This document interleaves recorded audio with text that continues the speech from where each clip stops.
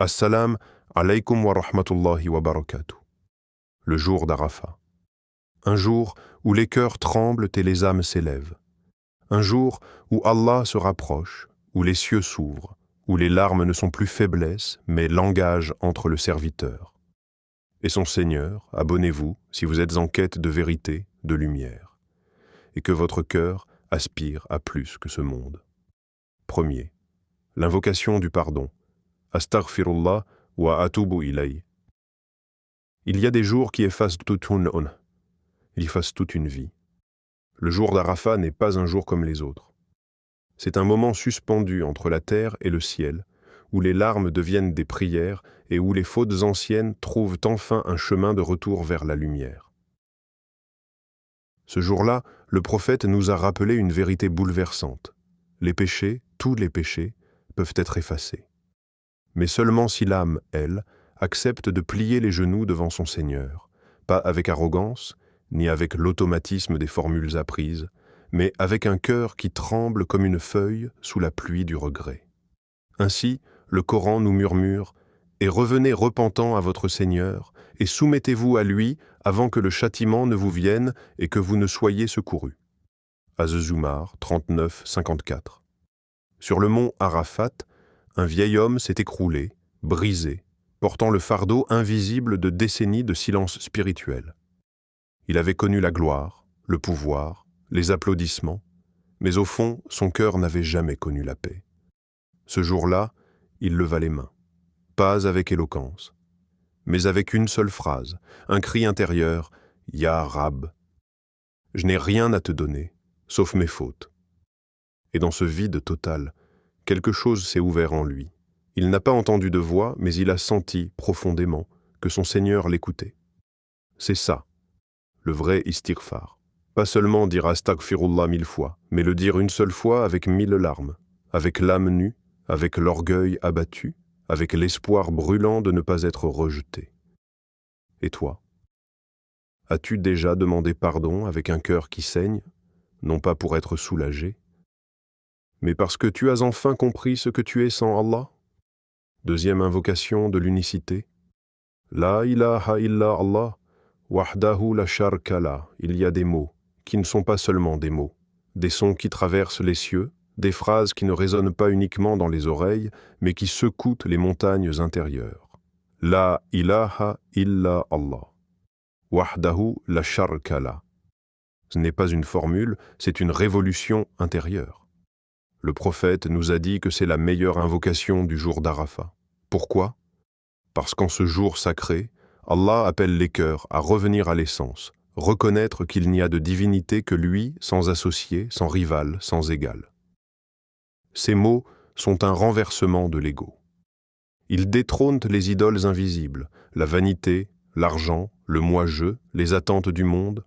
Le Coran nous rappelle cette majesté, Allah, point de divinité à part lui, le vivant, celui qui subsiste par lui-même. Ni somnolence, ni sommeil ne le saisissent. Al-Baqarah 2:255. Ces paroles, qu'on a trop souvent banalisées, ont fait vibrer le cœur d'une sœur, autrefois étrangère à l'islam. Sur le mont Arafat, elle raconta, ce jour-là, en disant « La ilaha illallah », ce n'était pas une récitation, c'était un cri venu de mes entrailles. Je me suis senti libre, comme si mon âme rentrait chez elle après une longue errance. C'est ça, l'effet du tawhid quand il jaillit du cœur. Il ne te laisse pas intact. Il détruit ce que tu croyais être et te rend à ce que tu as toujours été, un serviteur, un adorateur, un témoin. Ce dhikr est une clé, une brèche dans les murs de l'illusion, un appel à déposer toutes les couronnes imaginaires pour reconnaître le vrai roi. Mais alors, toi qui le répètes souvent, quand as-tu dit « La ilaha illa Allah » pour la dernière fois? En pleurant, non pas de douleur, mais de vérité retrouvée. Troisième, l'invocation de la demande ultime. Rabbana atina fad dunya hasana. Il y a des prières qu'on ne crie pas, on les chuchote, les lèvres les portent doucement, pendant que le cœur, lui, hurle en silence. Rabbana atina fad dunya hasana. Cette invocation est un pont tendu entre deux mondes, un souffle d'espérance, dans ce bas monde souvent brisé et dans l'au-delà, encore invisible, mais éternel. C'est une prière humaine, pleine de reconnaissance et d'impuissance. On y sent le poids de nos douleurs et en même temps, la lumière de notre confiance en lui. Et le Coran nous la transmet, si belle, si complète. Seigneur, accorde-nous une belle part ici-bas, une belle part dans l'au-delà, et préserve-nous du châtiment du feu. Al-Baqarah, 201. À Arafat, un père levait les mains. Ses yeux étaient rougis, pas par la poussière, mais par les nuits sans sommeil, les prières murmurées au chevet de son enfant malade, son fils, atteint d'un cancer incurable. Mais il n'a pas supplié pour une guérison immédiate. Il a simplement dit « Ya Allah, accorde-lui ce qu'il y a de mieux, ici, ou auprès de toi. » Ce père avait compris. Le bien que nous demandons n'est pas toujours celui que nous comprenons. Il y a des cadeaux déguisés en épreuves, des guérisons cachées dans les séparations et des réponses silencieuses dans les non-réponses apparentes. Le Coran nous console encore. Il se peut que vous détestiez quelque chose alors qu'Allah y a mis un grand bien. En Nisa 4.19. Le vrai, Hasanafse, n'est pas juste ce que les yeux voient.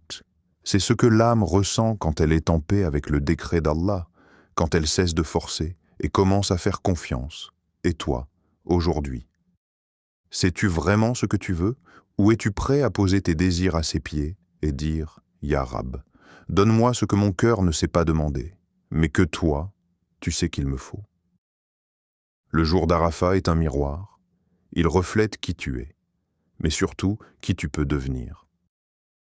Ces trois invocations sont des clés. Elles n'ouvrent pas les portes du monde, elles ouvrent les portes du ciel. Alors ne rate pas ce jour. Ne rate pas cette lumière.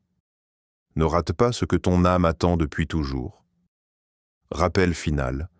Abonne-toi, puis si ton cœur a été touché, et partage cette vidéo. Peut-être qu'un cœur errant y trouvera le chemin du retour. Wa assalam alaykum wa rahmatullahi wa barakatuh.